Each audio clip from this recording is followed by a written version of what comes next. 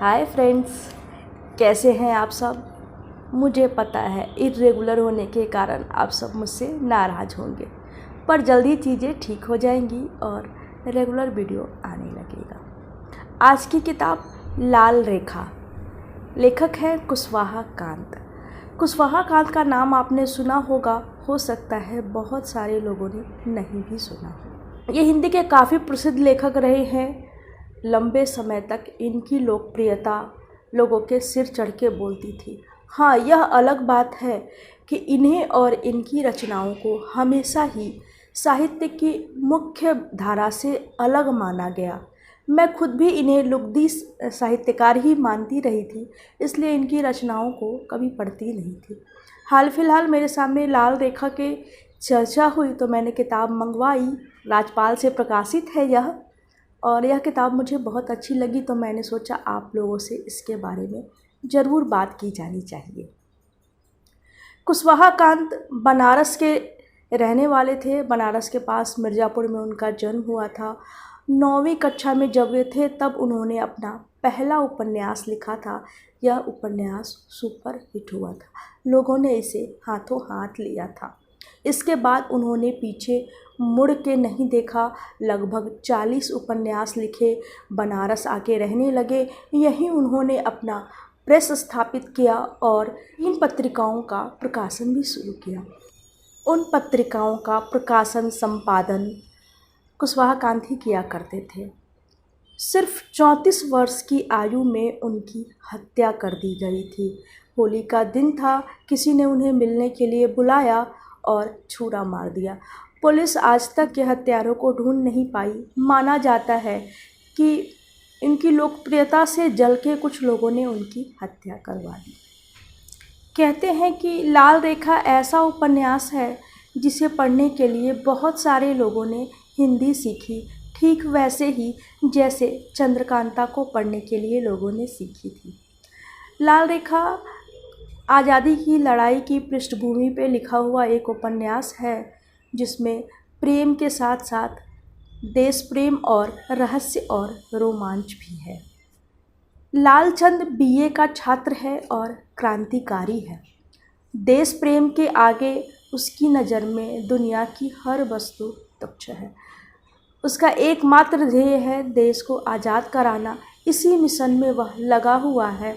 दल की मुखिया की ओर से जो भी कार्य सौंपे जाते हैं, प्राणों की बाजी लगा के वह उसे पूर्ण करता है। उसके मित्र है रेखा, पुलिस सुपरिटेंडेंट मिस्टर शर्मा की लड़की। रेखा ने उसे अपने घर के बगल वाला कमरा दिलाया है। इससे लाल को बहुत सहूलियत हुई है। साथ ही पुलिस के नाक के नीचे रह के काम करने में कई बार दिक्कत भी होती है। कई बार यह उसकी प्राण रक्षा में भी सहायक होता है। रेखा लाल से प्रेम करती है, लाल भी प्रेम करता है, लेकिन उसके लिए देश प्रेम सबसे आगे है। रेखा को पता चलता है कि लाल तो क्रांतिकारी है, वह भी क्रांतिकारी बनना चाहती है, देश सेवा करना चाहती है, देश के लिए मर मिटना चाहती है। पहले तो लाल को ही उस पर संदेह था, उसके खिलंदर और बचकाना हरकतों, बचपना वाला स्वभाव। उसे लगता है कि उसके मिशन में बाधा डालेंगी, पर रेखा विश्वास दिलाती है।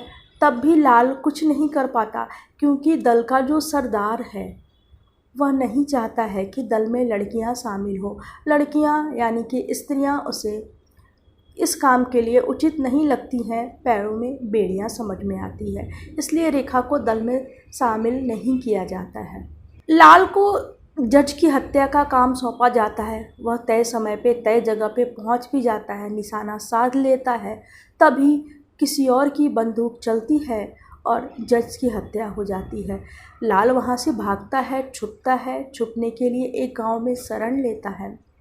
दल के मुखिया को वह बताता है कि किसी और ने हत्या की है, तो सब चिंतित हो जाते हैं कि यह पैरेलल कौन सा दल है जो उनके विरुद्ध काम कर रहा है। भले ही वह देश सेवा के लिए ही कर रहा है, पर उसका पता लगाना जरूरी है। यह दूसरा दल कौन था, कौन है जो एक और क्रांतिकारी बन रहा है, यह और दल का सरदार कौन था। ये दो ऐसे रहस्य हैं जो उपन्यास के अंत में उद्घाटित होते हैं। तब तक रहस्य बना ही रहता है, आप खुद बार बार सोचते हैं कि कौन होगा कौन होगा।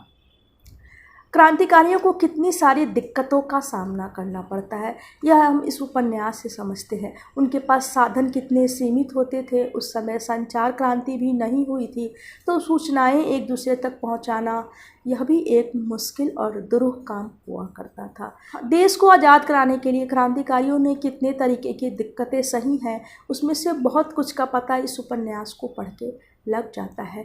कई बार लाल और रेखा के ऊपर प्रेम हावी होता है, पर वे देश प्रेम को ऊपर रखते हैं। उपन्यास में एक और किरदार है नैना।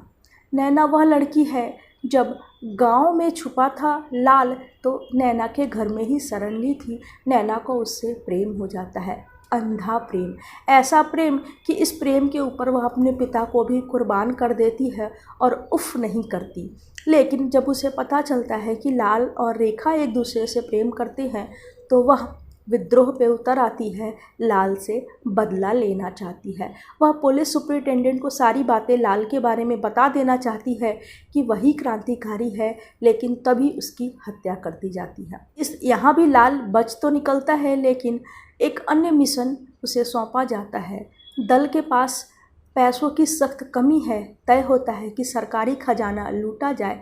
ट्रेन से पैसा आ रहा है, उसे ही लूटने का काम दल के मुखिया सौंपते हैं लाल और उसकी टीम को लाल लीड कर रहा होता है। रेखा भी उस दिन उनके साथ जाती है, लेकिन न जाने कैसे पुलिस को इसकी खबर लग जाती है। ट्रेन का रूट बदल दिया जाता है और क्रांतिकारियों पे गोली बरसाए जाते हैं। जिंदा पकड़ने पे तमाम यातनाएं मिलेंगी और अगर गोली लगी तो वह दुश्मनों की गोली होगी, इसलिए लाल और रेखा एक दूसरे को अपनी ही गोली से मार डालते हैं। उपन्यास यहाँ खत्म होता है।